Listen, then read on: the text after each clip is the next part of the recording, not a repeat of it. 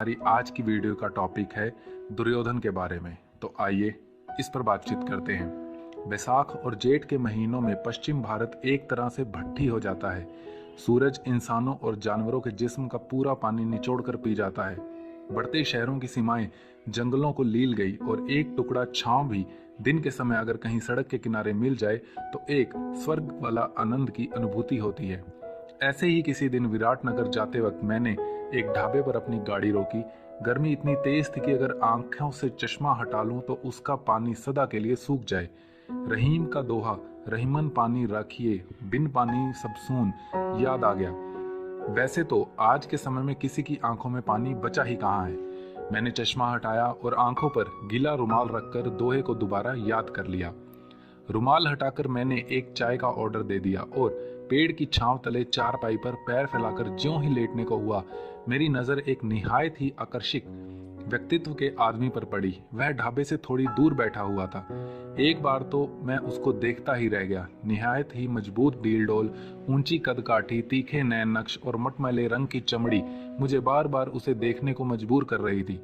ढाबे के मालिक से मैंने उस आदमी के बारे में पूछा तो उसने बताया, भाई ये आदमी 3-4 दिन पहले यहाँ आया है, लंगड़ा कर चलता है और कुछ पूछने पर सिर्फ इतना ही बोलता है, वो तो जांग तोड़ दी उसने, वरना एक एक को देख लेता। मैं उसके बारे में मालूम करने के लिए उसके पास चला गया। भाई सुनो, कौन हो? उसने जवाब नहीं दिया। तुम्हारी जांग में तकलीफ है, दुकानदार कह रहा था। चलो छांव में बैठते हैं, और विराटनगर के रास्ते जा रहे हो तो मैं तुम्हें छोड़ भी दूंगा। मैं भी वहीं जा रहा हूँ। कुछ देर सोचने के बाद वह खड़ा हुआ और लंगड़ा कर मेरे साथ पेड़ की छांव के नीचे आ बैठा। क्या तुम दुर्योधन हो? मैं हंसा। उसने गुस्से से अपना पैर जमीन पर दे मारा। उसकी लात में इतना जोर था कि आसपास की सारी धरती हिल गई। मैं लगभग गिरते गिरते बचा। मेरी ऊपर की सांस आसमान में और नीचे की सांस पाताल में धंस गई। मैं डर कर भागने के लिए उठा तो उसने मेरा हाथ पकड़ लिया। हाथ क्या था, जैसे किसी लोहे के कड़े ने मेरी कलाई जकड़ ली हो। मेरी रीढ़ की हड्डी तक सिरहन दौड़ गई और मैं एकदम अपने हाथ पांव समेट कर बैठ गया। डरो मत, तुमसे कोई बैर नहीं है, यहीं बैठे रहो, बड़े अधिकार से उसने कहा। मैं बैठ तो गया पर मेरी हालत शेर के सामने मेमने जैसी थी। उसने फिर कहा, अब भी कोई संशय है? अपनी जान छुड़ाने के लिए उसकी बात मैंने मान ली। कुछ समय के लिए हम दोनों के बीच खामोशी रही और फिर काम का हवाला देकर उससे मैंने भीख मांगने की मुद्रा में जाने की आज्ञा मांगी तो उसने मना कर दिया। जाने किसका मुंह देखकर सुबह उठा था, आज की आफत गले पड़ गई थी। थोड़ी ही देर बाद जब मैं सहज हुआ तो उसने कहा, महाभारत पढ़ी है? मैंने जान छुड़ाने के लिए गर्दन जल्दी से हाँ की मुद्रा में हिला दी। कुछ देर चुप रहने के बाद उसने दूसरा प्रश्न किया, किसकी गलती थी, मेरी या पांडवों की? उसके इस प्रश्न से मेरे मन में ख्याल आया कि हो ना हो यह कोई गुंडा बदमाश है जो अपने आप को आज का दुर्योधन मानता है। वैसे तो कोई भी दुर्योधन से कम नहीं। वह शख्स मुझे थोड़ा अलग लगा। उसकी आंखों में लपटपना ना था। जवाब दो, उसकी दमदार आवाज ने मुझे अपने ख्यालों से खींचकर उसके सामने लापटका। मैंने झट से कह दिया, पांडवों की गलती थी। उसको हंसी आ गई। वह हंसे जा रहा था और मैं एक बार फिर रुआंसा हो गया। मेरी हालत देखकर उसे तरस आ गया और वह मुस्कुरा कर बोला, सच बताओ। फिर थोड़ा और मुस्कुरा कर बोला, कहा ना कुछ नहीं होगा। मन तो किया कि सच कह दूं, पर फिर कुछ सोचकर चुप रहा। गलती पांडवों की थी, उसने पूरे विश्वास के साथ कहा, और अगर तुम भी मुझे पितामह भीष्म, द्रोणाचार्य या कृष्ण की तरह अनुचित ठहराते हो तो अभी एक ही मुक्के में तुम्हें उस काल में पहुंचा देता। मैंने अपनी अकल और पहली बार बड़बोलापन ना दिखाने पर राहत की सांस ली। याद आ गया कि दुर्योधन ने कौन सा महाभारत में अपने वचनों को निभाया था जो खुद को दुर्योधन कह रहा है यह आदमी निभाता। फिर एकदम मेरे दिमाग में बिजली सी कौंधी, कहीं ये सच तो नहीं कह रहा। लेकिन तुरंत ही इस ख्याल को मैंने झटक भी दिया। कैसी वाहियात बातें सोच रहे हो, कब के मर खप गए वे लोग। मैंने अपनी सारी हिम्मत बटोरकर पूछ लिया, मैं कैसे विश्वास कर लूं कि तुम ही दुर्योधन हो? उसने एक ही सांस में 100 भाइयों के नाम गिना डाले और करुओं की वंशावली भी। फिर कई ऐसी बातों का वर्णन जो उस काल में रहने वाले व्यक्ति के लिए ही संभव था। यह सब बताते समय उसकी आंखों में एक अजीब किस्म का आत्मविश्वास था। तुम दुर्योधन हो? इस बार मैं विस्मय से चीख पड़ा। उसने बड़े इत्मीनान से सर हिलाकर मेरे प्रश्न का हाँ में उत्तर दिया। मेरे रोंगटे खड़े हो गए। मुझे यकीन नहीं हो रहा था कि मेरे सामने कृष्ण, भीष्म, द्रोणाचार्य को देखने वाला, भीम से युद्ध करने वाला, द्रौपदी का अपमान करने वाला दुर्योधन बैठा है। मुझे विश्वास ही नहीं हो पा रहा था कि मेरे सामने संसार का सबसे महान युद्ध का सबसे बड़ा खलनायक था। कुछ क्षणों के लिए संपूर्ण महाभारत मेरे जहन में तेजी से उभरी और मेरे कानों में जोर जोर से कृष्ण, अर्जुन, भीष्म, दुर्योधन, द्रौपदी जैसे शब्द गूंजने लगे। चारों तरफ सैनिकों के चिल्लाने की आवाजें, हाथियों की चिंगाड़, घोड़ों की टापें, शंखों की गूंज सुनाई देने लगी। तीरों और भालों से टकराने की आवाजें जैसे मेरे कान के पर्दे फाड़ देंगी और फिर उसी तेजी से विलुप्त भी हो गई। जिस तरह एक तेज धमाके के बाद कान सुन्न हो जाते हैं, वही हाल मेरा भी था। घबराहट में मैंने अपना सर झटक दिया और ना जाने कब मेरा हाथ सामने रखी बोतल पर गया और मैंने एक घूंट में सारा पानी खत्म कर डाला। अब सब शांत लग रहा था, इतना शांत और खामोश कि जैसे कोई तूफान अभी अभी किसी बस्ती से सब कुछ रौंद कर गुजरा हो। ना जाने कितनी बार मैंने महाभारत पढ़ा है और ना जाने कितनी ही बार अपने आप को कभी कृष्ण, कर्ण, युधिष्ठिर, अर्जुन जैसे हालात में पाया है, पर कभी भी मैंने अपने आप को दुर्योधन नहीं समझा। और आज वही दुर्योधन मेरे सामने बैठा था। क्या हुआ? उसकी आवाज मुझे कुरुक्षेत्र से खींचकर उस ढाबे पर ले आई। अब भी कोई संशय है? मैंने कहा नहीं। उसने मेरी पीठ पर प्यार से हाथ फेरा और मेरे सर पर एक टपकी मारी। फिर धीरे से मुस्कुराया, डरो मत, तुम पांडव नहीं हो। और फिर हमारे बीच इतनी सदियों का फासला है कि अब किसी भी प्रकार का बैर संभव नहीं। मुझे ताज्जुब हुआ कि थोड़ी देर पहले मुझे एक ही मुक्के में महाभारत काल में पहुंचाने वाला लंगड़ा आदमी दुर्योधन होते ही सहज हो गया था। मैंने उससे पूछा कि तुम उन चंद लोगों में से नहीं हो जिन्हें अमरता का वरदान मिला है, तो फिर अब तक जिंदा कैसे हो? समंत पंचक में भीम ने मेरी जांग तोड़ी थी और मैं उठने के लायक नहीं रहा था। भीम उस समय पूरे आवेश में था। उसका बस चलता तो मुझे उसी दिन मार देता और युद्ध समाप्त हो जाता, पर युधिष्ठिर ने उसको ऐसा करने से रोक दिया और यही युधिष्ठिर की भूल थी। अश्वत्थामा और कृपाचार्य को जब मेरे घायल होने का समाचार मिला तो वे दोनों रात के अंधेरे में छुपते छुपाते मुझ तक पहुंचे। मेरे हृदय में युद्ध की आग अभी तक बुझी नहीं थी। मैंने अश्वत्थामा को अगला सेनापति बना दिया। वह पहले से ही द्रोणाचार्य की अनीतिपूर्वक मृत्यु से आहत था। उसने पांडवों का एक ही रात में वध करके युद्ध समाप्त करने की प्रतिज्ञा ली और सेनापति बनाए जाने के उपकार के कृतज्ञ होकर कृपाचार्य के साथ मेरी जांग का उपचार भी किया। मुझ में जीने की इच्छा समाप्त हो चुकी थी, पर वह मुझे युद्ध के परिणाम तक जीवित रखना चाहता था। अश्वत्थामा ने ऐसे मंत्र का जाप किया जिससे मैं युद्ध की समाप्ति तक जीवित रह सकता था। अश्वत्थामा ने उस रात कायरतापूर्ण द्रौपदी के सोते हुए 5 पुत्रों और समस्त पांचालों का वध कर दिया। धृष्टद्युम्न को मारकर उसने तो अपने पिता की मृत्यु का बदला ले लिया, पर कृष्ण इस बर्बरता से इतना आहत हुआ कि एक तरह से समाप्त हुआ युद्ध फिर से शुरू हो गया। अर्जुन और अश्वत्थामा के मध्य बड़ा ही भयंकर युद्ध हुआ। कृष्ण और पांडवों ने उसके मस्तक पे मणि निकाल ली और वह निस्तेज हो गया। शापित अश्वत्थामा जंगलों में चला गया और जिस मंत्र से उसने मुझे युद्धांत तक जीवित रखा था उसका प्रभाव खत्म नहीं हुआ। परिणाम स्वरूप मैं भी जीवित रह गया। यह सुनकर मैं चकित था। क्या द्रौपदी बहुत सुंदर थी? मेरे इस प्रश्न ने उसको थोड़ा सा विचलित कर दिया और वह दूसरी तरफ देखने लगा। द्रौपदी का अपमान एक क्षणिक भूल थी जो एक आवेश में हो गई, क्योंकि उसने मेरा तिरस्कार किया था। अगर मुझे एक अवसर मिलता तो मैं द्रौपदी से क्षमा मांगता और अवश्य मांगता। मुझे उससे इस बात की कतई उम्मीद नहीं थी, पर सुनकर अच्छा लगा। मेरा अगला प्रश्न था, यहाँ विराट नगर के जंगलों में कैसे? उसने कहा, यह जंगल अब भी उस काल का वर्णन करते हैं और शायद उस काल की अंतिम निशानी है। इसीलिए उसने मुझसे बड़ा अजीब सा प्रश्न किया, तुम क्या सोचते हो मैं क्यों हारा? सच कहूं तो इसलिए कि वह एक धर्म युद्ध था और तुमने अधर्म किया, इसलिए कि कृष्ण उनके साथ थे और इसलिए कि अर्जुन और भीम तुम्हारे योद्धाओं से अधिक वीर थे। एक रौ में बहकर मैंने यह सब कह दिया, पर तुरंत ही लगा कि अब कुछ अप्रत्याशित होने वाला है और मैं सहम गया। दुर्योधन के माथे पर बल पड़ गए और मेरे माथे पर डर की लकीरें। सब कुछ इतना सरल नहीं था जितना तुम कह गए। उसने कहा। मैंने खामोश रहना ही बेहतर समझा। अगर मैं अपराध बोध से ग्रसित हूं तो कहूंगा कि महाभारत का युद्ध एक धर्म युद्ध था और मैं धर्म के विरुद्ध था, लेकिन कोई भी युद्ध धर्म युद्ध नहीं होता।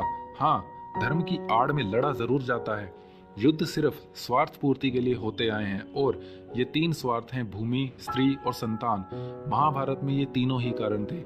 एक राजा ही ऐसी बात कर सकता है, मैंने अपने मन में सोचा। पर राज्य तुम्हारा तो नहीं था, पांडवों का था। मैंने बात आगे बढ़ाई। राज्य वीरों का होता है, जिनमें राजसी गुण होते हैं, उनका होता है, ना कि त्याग और दया का भाव रखने वालों का। पांडव वीर थे, यह भी मैं मानता हूं, पर उनमें राजसी गुण नहीं थे। त्याग और दया का कुछ ज्यादा ही अंश उनमें था। इस भाव के रहते राजा अपने राज्य की सीमाओं का विस्तार नहीं कर सकता। चलो, मैं एक बार मान भी लेता हूं कि मैं गलत था, पर क्या हस्तिनापुर का राज्य उनके हाथों में सुरक्षित रहता? वे हमेशा याचक ही रहते। मुझे उसकी यह बात तर्कपूर्ण लगी, लेकिन फिर भी कहा, इंद्रप्रस्थ बनाने के बाद उन्होंने अश्वमेध यज्ञ किया तो था, फिर तुम कैसे कह सकते हो कि उनमें राज्य विस्तार करने की भावना नहीं थी? युधिष्ठिर को जुए की बुरी लत थी और मेरे निमंत्रण पर वह जुए में सब कुछ हार गया था। और तो और द्रौपदी को भी दांव पर लगा दिया। क्षत्रिय ऐसा नहीं करते। जो राजा अपनी पत्नी को दांव पर लगा दे तो क्या उसके राज्य में महिलाएं सुरक्षित रहेंगी? अगर उसमें संग्रहण की भावना होती तो वह हारा हुआ राज्य वापस लेने के लिए लड़ता, ना कि वनवास चला जाता।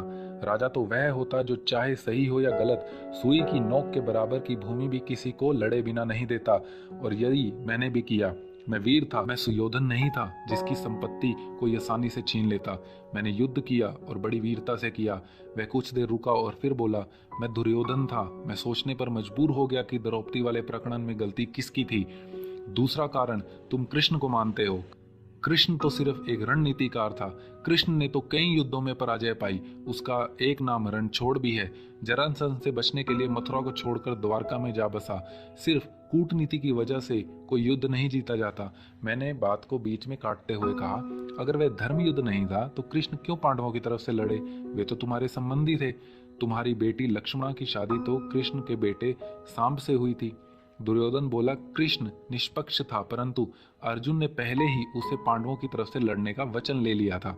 दुर्योधन, तुम अर्जुन और भीम को भूल गए क्या? भीम ने तो अकेले ही तुम्हारे सारे भाइयों का वध किया था। अर्जुन वीर होकर भी संपूर्ण युद्ध में भ्रमित ही रहा। कभी तय नहीं कर पाया कि उसकी प्राथमिकता क्या है।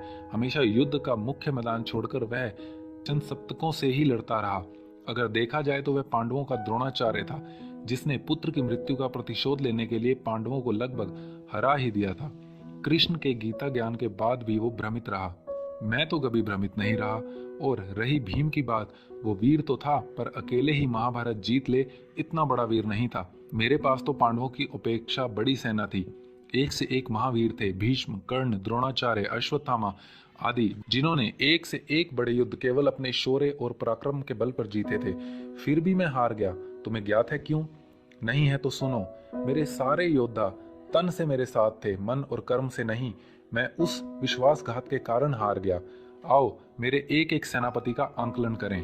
भीष्म पितामह, आर्यव्रत के सबसे बड़े धनुर्धर, अर्जुन से भी बड़े।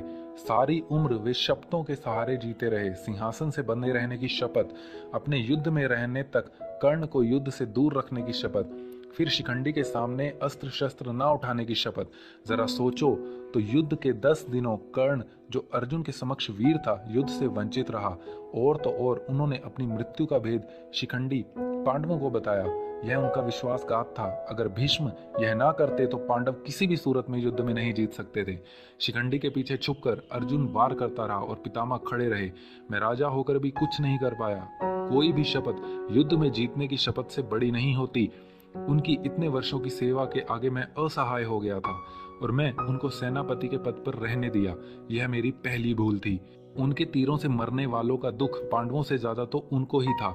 मेरे पास सबसे बड़े सेनापति मेरे साथ नहीं थे। उनके विश्वासघात और शब्दों के कारण मैं हार गया। द्रोणाचार्य, आर्यवर्त के सबसे बड़े शिक्षक, जिन्होंने पितामह के बाद सेनापति का भार संभाला, जिन्होंने कौरवों और पांडवों का समान युद्ध विद्या दी, वे हमेशा ही अर्जुन के लिए अपने हृदय में एक ममता लिए रहे। उन्होंने अश्वत्थामा की मृत्यु की अफवाह मात्र से शस्त्र त्याग दिए और युद्ध के मैदान के बीचों बीच समाधि लगाकर बैठ गए और धृष्टद्युम्न ने बड़ी आसानी से उनको मार दिया। कहते हैं कि परशुराम ने 21 बार इस भूमि को क्षत्रिय विहीन कर दिया था। उनको अपने प्रिय शिष्य कर्ण का भी मोह नहीं रहा और उस तक को श्राप दे डाला। और मेरे सेनापति एक ऐसे ब्राह्मण जो पुत्र मोह के जाल में बाहर ही नहीं आ पाए और युद्ध के क्षेत्र में धूनी लगाकर बैठ गए। क्या सिर्फ एक पुत्र का जीवन ही युद्ध में महत्वपूर्ण होता है? सेनापति संपूर्ण सेना का नायक होता है। ऐसे सेना नायक के सहारे युद्ध में विजय की कल्पना करना मेरी मूर्खता थी। अगर द्रोणाचार्य पुत्र वियोग में शस्त्र न त्यागते तो मैं कभी ना हारता। कर्ण, मेरा सबसे अभिन्न मित्र, अर्जुन के समान वीर, बार बार मेरे लिए पांडवों का नाश करने का संकल्प करने वाला, जिस पर मैंने भीष्म और द्रोण से ज्यादा विश्वास किया, उसने ही मेरे साथ सबसे बड़ा विश्वासघात किया। कुंती अपनी माँ को सिर्फ अर्जुन को मारने का वचन देकर आया, मेरा मित्र होकर भी उसने मुझे यह बात छुपाई। शायद महाभारत में इससे बड़ा विश्वासघात का उदाहरण नहीं हो सकता। अरे अन्य पांडवों को मारकर वह अर्जुन का मनोबल तोड़ सकता था, जिससे अर्जुन की मृत्यु आसान हो जाती और मैं युद्ध जीत सकता था। क्या राजा सेनापति के विश्वासघात के बाद जीत सकता है? इतिहास चाहे कर्ण को कितना भी महान कहे, मेरी दृष्टि में वह एक विश्वासघाती था। शल्य, माद्री का भाई, नकुल सहदेव का मामा, जिसने कर्ण का सारथी काम किया और उसको हतोत्साहित ज्यादा किया, जो कर्ण की मृत्यु का कारण बना, और फिर उसे ही सेनापति नियुक्त करके मैंने अपनी पराजय लगभग निश्चित कर ली। क्या शल्य को वीर की श्रेणी में रखा जाना चाहिए, और क्या ऐसे व्यक्ति को प्रधान बनाना चाहिए? युद्ध में जीत और हार का निर्णय पहले योद्धा के मस्तिष्क में होता है। युद्ध क्षेत्र में तो उसके निर्णय को जमीन पर उतारा जाता है। मेरे योद्धा तो पहले ही हार का परिणाम मान चुके थे, तो फिर तुम ही कहो मैं यह युद्ध कैसे जीतता? मैं अकेला ही पांडवों से लड़ा था। अपनी बात कहकर वह चुप हो गया। मन हुआ कि मैं उसे कहूं कि तुम्हारी सारी बातें कृष्ण के अलावा शायद सही हैं, पर ना जाने क्या सोचकर मैं चुप रहा। शाम हो चली थी। उसने जाने की आज्ञा मांगी तो मैं शर्मिंदा हो गया। शायद वह मेरी मन स्थिति भांप गया और जंगलों की तरफ चला गया।